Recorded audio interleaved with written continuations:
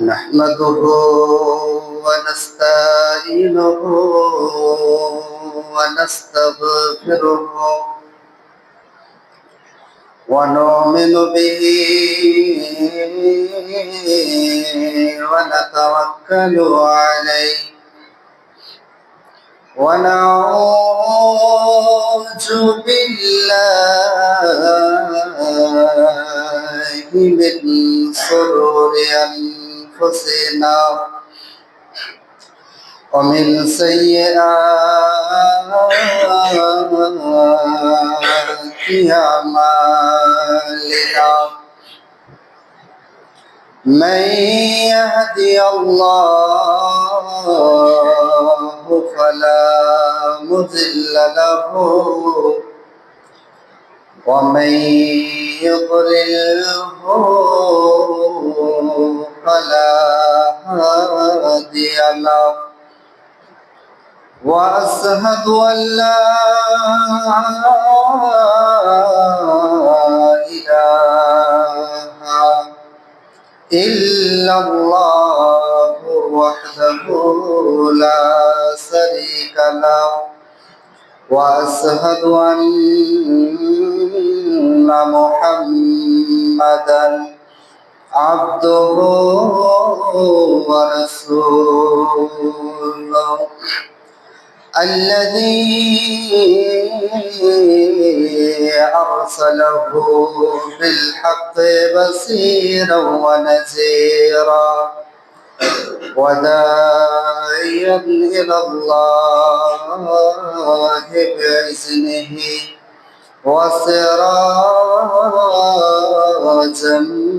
منيرا أما بعد فأعوذ بالله من الشيطان الرجيم بسم الله الرحمن الرحيم قاف والقرآن المجيد بل عجبوا أن جاءهم منذر منهم فقال الكافرون هذا شيء عجيب أئذا متنا وكنا ترابا ذلك رجع بعيد قد علمنا ما تنقص الأرض منهم وعندنا كتاب حفيظ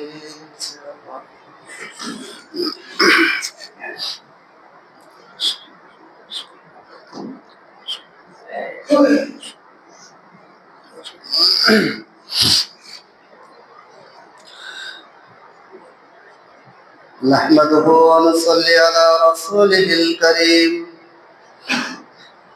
أما بعد أعوذ بالله من الشيطان الرجيم بسم الله الرحمن الرحيم ومن الناس من يقول آمنا بالله وباليوم الآخر وما هم بمؤمنين يخادعون الله والذين آمنوا وما يخدعون إلا أنفسهم وما يشعرون قال الله تعالى بسم الله الرحمن الرحيم وإذا قيل لهم آمنوا كما آمن الناس قالوا أنؤمن كما آمن السفهاء ألا إنهم هم السفهاء ولكن لا يعلمون শ্রদ্ধেয় সম্মানিত আজকে মসজিদে আগত সম্মানিত মুসল্লিগণ, সমস্ত তারিফ, সমস্ত প্রশংসা, সমস্ত গুণগান গুণকীর্তন সেই মহান মালিকের জন্যই, সেই মহান রবের জন্যই, যে মহান মালিক, যে মহান আল্লাহ আমাদেরকে সৃষ্টিকুলের সেরা জাত করে তৈরি করেছেন, সৃষ্টির সেরা জাত করে পৃথিবীর বুকে সর্বোচ্চ মানে আমাদেরকে স্থান দিয়েছেন। সেই মালিকের, সেই মনিবের, সেই আল্লাহর আমরা কৃতজ্ঞতা জ্ঞাপন করে শুকরিয়া আদায় করে কখনো শেষ করতে পারিনি, পারবো না। তাই দিনার শুকরিয়ার্থে একটি ছোট্ট বাক্যের দ্বারা আমরা সকলে বলি আলহামদুলিল্লাহ। তারপরে পরে আমাদের আখেরি নবী, আখেরি পয়গম্বর, আমার নবী, আপনার নবী, তথাপি সারা বিশ্বের নবী, নবী মক্কি, নবী মাদানী, নবী সৈয়দুল আম্বিয়া, খাতামুন নবীন, নবী আহমদ, নবী মোহাম্মদ, নবী নাসির, নবী বাশির, নবী করিম জনাব মুহাম্মদুর রাসূলুল্লাহ সাল্লাল্লাহু আলাইহি ওয়াসাল্লাম, তিনার উপর শত কোটি দরুদ ও সালাম বর্ষিত হোক, আমিন।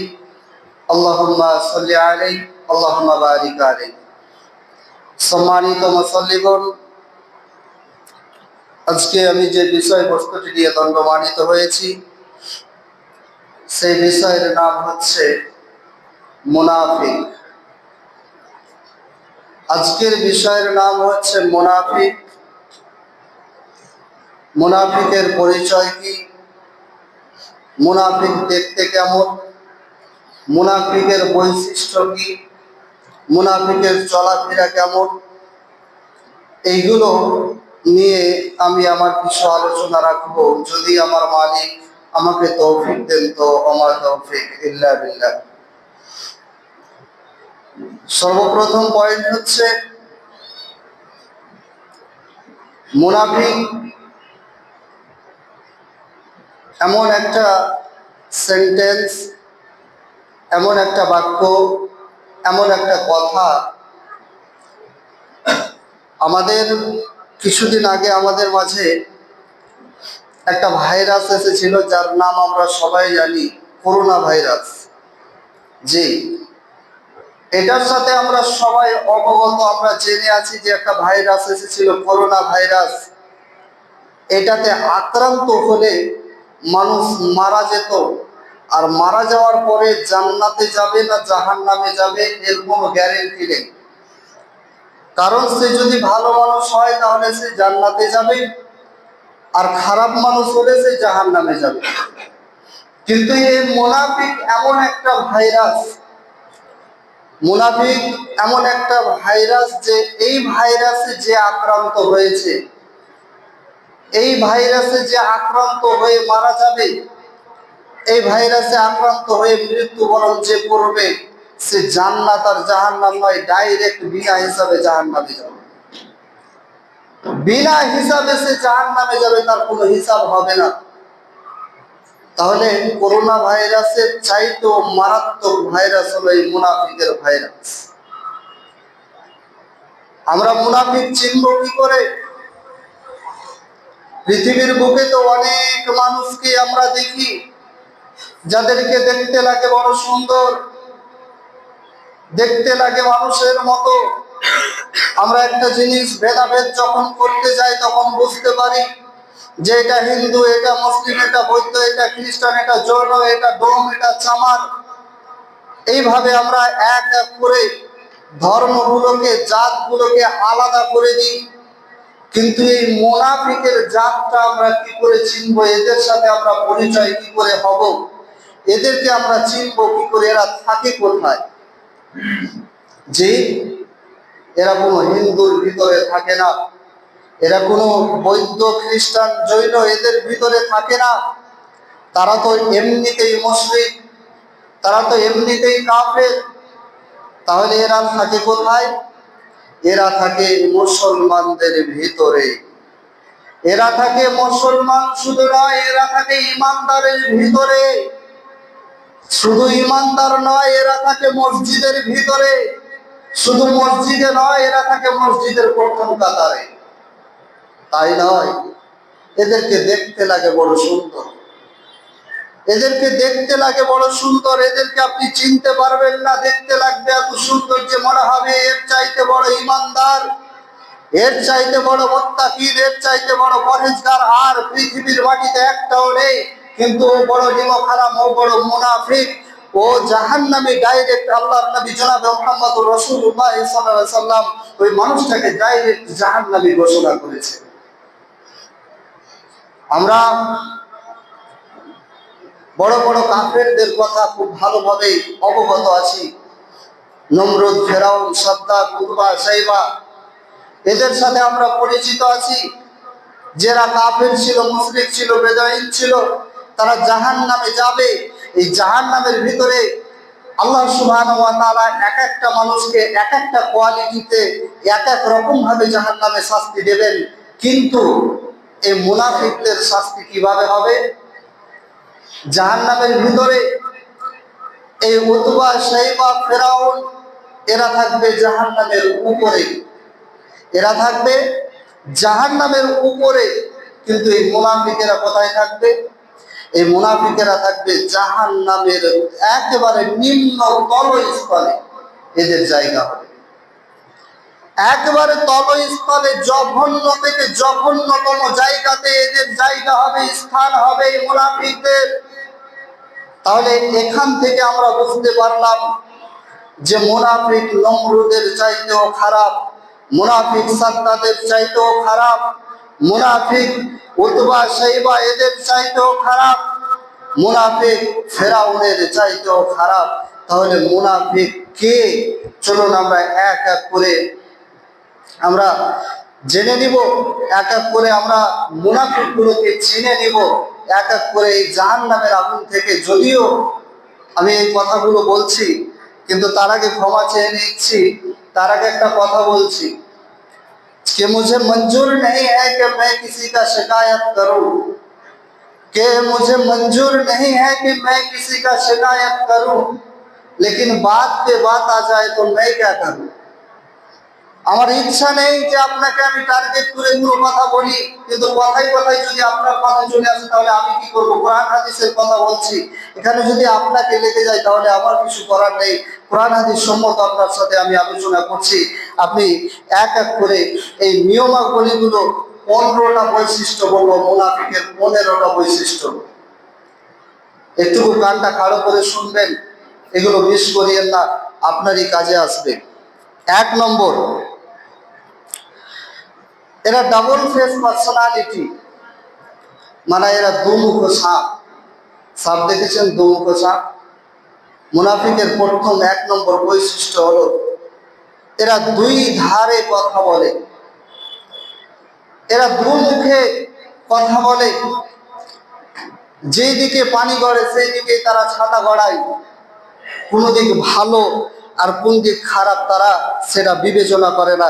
এটা আমার কথা নয়, সূরা বাকারা 8 নম্বর আয়াতে আল্লাহ তাআলা বলেন, বিসমিল্লাহির রহমানির রহিম, ومن الناس من يقول آمنا بالله وباليوم الآخر وما هم بمؤمنين। আল্লাহ রব্বুল আলামিন সুন্দর ভাবে মানুষকে জানিয়ে দিয়েছেন এরা হবে বড় মুনাফিক। মুনাফিকেরা দেখতে এমন হবে, তারা ভালো মানুষের সঙ্গ যখন পেয়ে যাবে রে, ভালো মানুষের সাথে যখন তারা উঠা বসা করবে, যখন ভালো মানুষের কাছে যাবে, যখন নামাজের কাছে যাবে, রোজাদারের কাছে যাবে, ইমানদার মুত্তাকিনের কাছে যাবে, তখন সেই মানুষটা বলবে আমি বড় মুত্তাকিন, আমি বড় পরহেজগার, আমি বড় ইমানদার, আমি ভালো মানুষ, ভালো বলে সে পরিচয় দেবে। আবার সেই মানুষটা যখন খারাপ মানুষের সাথে চলে যাবে, সেই মানুষটা যখন জুয়ার আড্ডাতে চলে যাবে, সেই মানুষটা যখন মদের আড্ডাতে চলে যাবে, সেই মানুষটা যখন গাঁজার আড্ডাতে চলে যাবে, সেই মানুষটাই আবার বলবে আমি তো ভালো মানুষের সাথে ঠাট্টা করেছিলাম, আমি তো নামাজিদের সাথে ঠাট্টা করেছিলাম, আমি তো ইমানদারের সাথে তামাশা করেছিলাম, আমি আসলে ভালো মানুষ নয়, আমি তো একজন মদখোর জুয়াখোর, এই মতো দুমুখ সাপ হলো মুনাফিক। এই দুমুখ সাপ হলো মুনাফিক। আল্লাহর নবী জনাবে মুহাম্মদুর রাসূলুল্লাহ সাল্লাল্লাহু আলাইহি ওয়াসাল্লাম এই মুনাফিকের উদাহরণ দিতে গিয়ে একটা উদাহরণ দিয়েছেন, সেটা হলো কি, দুই দিকে দুইটি ছাগল আছে, ছাগল, আর যেটা আমরা ঢ্যাঁড় বাংলায় বলি মাঠা, মাঝখানে একটা পাঠা রেখে দেওয়া হয়েছে। সে কোন দিকে যাবে দিশা পাচ্ছে না, একবার এই দিকে যাচ্ছে, একবার এই দিকে যাচ্ছে, একবার ডান দিকে যাচ্ছে, একবার বাম দিকে যাচ্ছে, মানে তার নিজেরই ঠিক নেই, এই দিকেও ভালো হওয়ার চেষ্টা করছে, আবার এই দিকেও ভালো হওয়ার চেষ্টা করছে। এ হলো পাক্কা মুনাফিক, এক নম্বরের মুনাফিক। চলুন দ্বিতীয় নম্বরে সূরা বাকারার 9 নম্বর আয়াতে আল্লাহ সুবহানাহু ওয়া তাআলা বলেন, বিসমিল্লাহির রহমানির রহিম, يخادعون الله والذين آمنوا وما يخدعون إلا أنفسهم وما يشعرون। আল্লাহ রাব্বুল আলামিন জানিয়ে দিয়েছেন এরা হবে বড় দেখতে সুন্দর, এদেরকে দেখতে লাগবে বড় সুন্দর, এরা টুপি পরে থাকবে, দাড়ি ছেড়ে থাকবে, পাঞ্জাবি পরে থাকবে, এরা সমাজে দেখতে বড় সুন্দর লাগবে, কিন্তু ওরা ইসলামের এক নম্বর দুশমন হবে রে, এরা পাক্কা ইসলামের দুশমন হবে। যখন ভালো মানুষের সঙ্গ পাবে ভালো হবে, আবার খারাপ মানুষের সঙ্গ পাবে তখন খারাপ হবে। এরা হলো একবারে পাক্কা মুনাফিক। এদেরকে দেখতে লাগে বড় সুন্দর, বুঝতেই পারবেন না যে এটা একবারে মুনাফিক, একবারে জাহান্নামের টিকিট নিয়ে বসে আছে, আপনি বুঝতেই পারবেন না তাকে। জি, 3 নম্বরে আল্লাহ তাআলা বলছেন মুনাফিকেরা হয় সুবিধাবাদী। মুনাফিকেরা সুবিধাবাদী। কেমন সুবিধাবাদী? আজকে এইখানে কোন একটা ডান্সের কম্পিটিশন চলছে, সেইখানে গিয়ে একটা মানুষ কি করলো, সেইখানে অংশগ্রহণ করলো, সেইখানে সেটা ভালো মন্দ খেতে পাবে, সেইখানে সে একটু সম্মান পাবে, সেইখানে গিয়ে হাজির হয়ে গেল। আবার ওই মানুষটাকেই দেখবেন যে সন্ধ্যাবেলায় এসে মসজিদে কি করে, মসজিদের কমিটিদের সাথে এসে আলোচনা করে যে আমি এমনি গেছিলাম দেখাশোনা করতে, এদের কাছেও ভালো হওয়ার চেষ্টা করে। এরা সুবিধাবাদী মুসলমান, সুবিধাবাদ জিন্দাবাদ, এরা সুবিধাবাদী মুনাফিক। এটা হলো 3 নম্বর বৈশিষ্ট্য। 4 নম্বর হচ্ছে লোক দেখানো কাজ। এরা লোক দেখানো কাজ করে। কতগুলো মানুষ দেখবেন যে এমনি ওকে মসজিদে খুঁজে পাওয়া যায় না, তাকে মসজিদে খুঁজেই পাবেন না। কখন তাকে খুঁজে পাবেন? যখন বাড়িতে কোনো মেহমান চলে আসবে, যখন বাড়িতে বিহাই বেড়াতে চলে আসবে, যখন বাড়িতে কোনো আত্মীয় স্বজন চলে আসবে, তখন সে নিন্দায় পড়ে শরমে পড়ে মসজিদে আসার চেষ্টা করবে যে আজকে যদি আমি মসজিদে না যাই তাহলে আমার বিআই মশাই বলবে যে বিআই নামাজ পড়ে না, কত আমার দুর্নাম হয়ে যাবে, আমাকে ভালো বলবে না খারাপ বলবে, এই ভেবে সে মসজিদে চলে আসবে। এই করে সে লোক দেখানো ইবাদত পৃথিবীর বুকে করে থাকে। কত মানুষ আছে মসজিদে চলে আসে, আর মসজিদে আসার পরে তারা আল্লাহর জন্য ইবাদত করে না, আল্লাহকে সন্তুষ্ট করার জন্য ইবাদত করে না। মানুষ তাকে বড় বলবে, মানুষ তাকে তাকে বলবে বড় নামাজি, মানুষ তাকে বলবে বড় ইমানদার, মুত্তাকি, পরহেজগার, তাকওয়াবান বান্দা, একটা ভালো মানুষ এক ওয়াক্তের নামাজ ছাড়ে না, সে বড় ইমানদার। এই নামটুকু কিনার জন্য সে নামাজে এসে হাজির হয়ে যায়, এটাই হলো পাক্কা মুনাফিক। এটাই হলো পাক্কা মুনাফিক, লোক দেখানো ইবাদত। জি, এরা এমনি সময় এদেরকে খুঁজে পাওয়া যায় না, কিন্তু বাড়িতে যখন বিয়ে মশাই আসবেন দেখবেন যে মসজিদে এসে হাজির হয়ে গেছে। 5 নম্বর হলো এরা রোগে আক্রান্ত, রোগের নাম হচ্ছে নিফাক। নিফাক রোগের নাম হচ্ছে, মানে এই রোগে যারা আক্রান্ত হয়েছে সে কখনো জান্নাতে যাবে না, সে ডাইরেক্ট বিনা হিসাবে জাহান্নামে চলে যাবে। 6 নম্বর, এরা ফিতনা ফাসাদ ঝগড়া লাগিয়ে বেড়ায় সারাটা দিন, যখন সুযোগ পায়, যেখানে তারা সুযোগ পাবে সেইখানে তারা ঝগড়া লাগাবে, যেখানে তারা একটু সুযোগ পাবে সেইখানে ঝামেলা বাঁধিয়ে দিয়ে চলে গেল। তারা সারা পৃথিবীটাকে এইভাবে নোংরা করে রেখেছে, এইভাবে তারা কত মানুষের জীবন নিয়েছে, এইভাবে তারা কত মানুষকে হেনস্থ করেছে, এইভাবে তারা কত মানুষকে কষ্টের ভিতরে ফেলেছে। এরা হলো মুনাফিক, এরাই হলো মুনাফিক। 7 নম্বর, ওরা কথায় কথায় গালি দেয়। দেখবেন যখন ঝগড়া হবে, একটু কথা কাটাকাটি হবে, এই কথায় কথায় তারা মুখ থেকে গালি বের করবে, তারা কথায় কথায় গালি দিবে, কঠিন চরম খারাপ ভাষায় তারা গালি দিবে। এরা হলো মুনাফিক। 8 নম্বর হচ্ছে মিথ্যা কথা বলে। 9 নম্বর হচ্ছে আমানতের খিয়ানত করে। আমানতের খিয়ানত, ধরে নেন মসজিদের টাকা কোনো কারোর কাছে আছে, উদাহরণ দিচ্ছি, কারোর কাছে মসজিদের টাকা আছে, ওকে রাখতে দিয়েছে, তারপরে সে কি করলো, সেই টাকাটা নিজের কাছে আমানত হিসাবে না রেখে সে নিজের মতো ব্যয়বহুল করলো।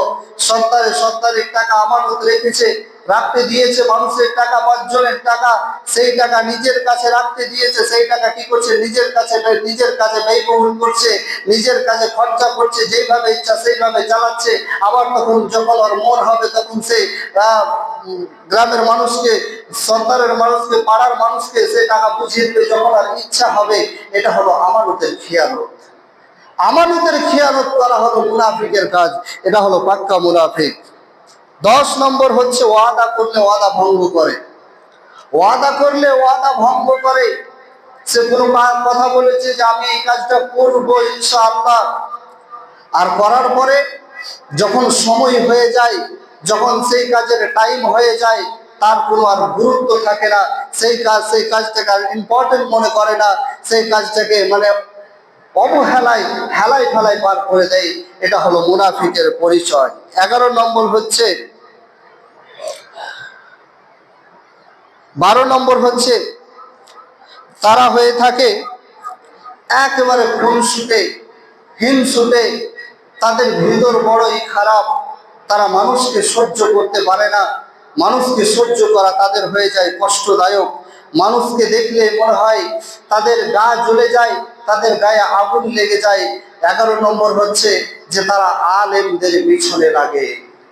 জি, 11 নম্বর হচ্ছে তাদের আলেমদের পিছনে লাগে। তারা শুধু আলেমদের খুদ খুঁজে বেড়ায় যে কোথায় আলেমের খুদ পাবো, কোথায় মৌলভী সাহেবের খুদ পাবো, কোথায় মৌলভী সাহেবের ভুল হয়েছে।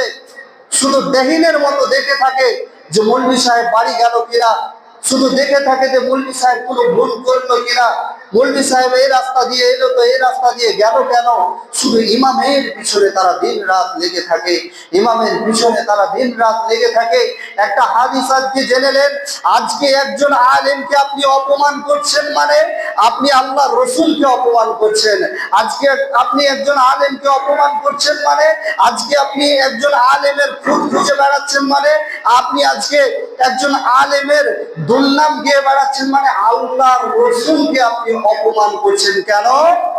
কারণ আলেম কোথা থেকে এসেছে, মৌলভী সাহেব কোথা থেকে এসেছে, মাওলানা কোথা থেকে এসেছে? এরা তো এসেছে আল্লাহর নবীর ওয়ারিস হিসাবে।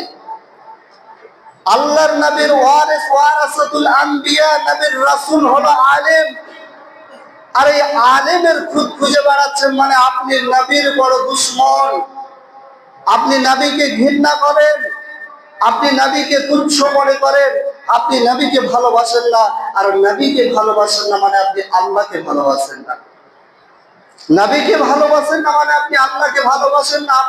আপনি আল্লাহকে ঘৃণা করেন, আপনি আল্লাহর খুদ খুঁজে বেড়াচ্ছেন।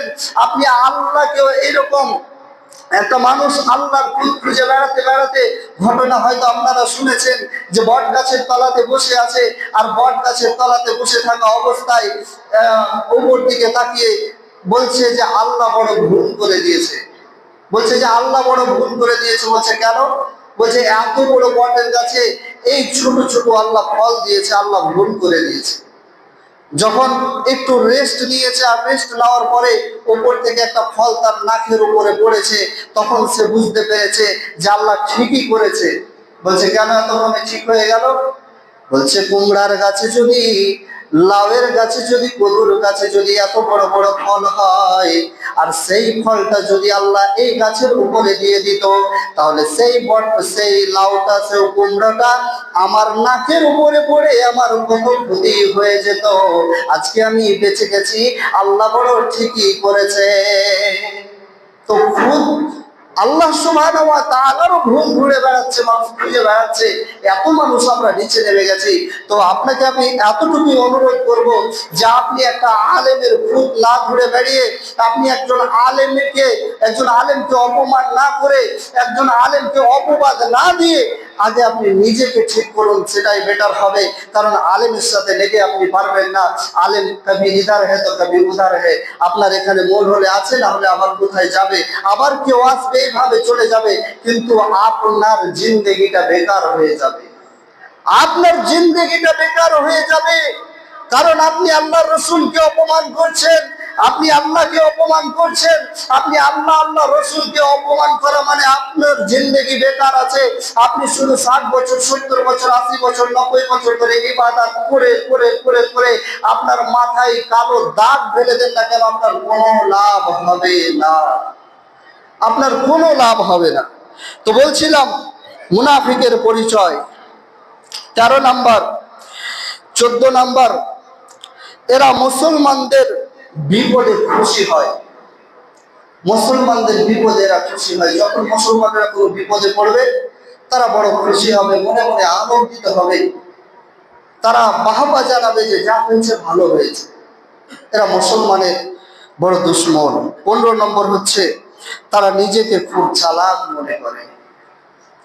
তারা নিজেকে খুবই চালাক মনে করে যে আমি বড় চালাক, আমার চাইতে চালাক আর কেউ নেই।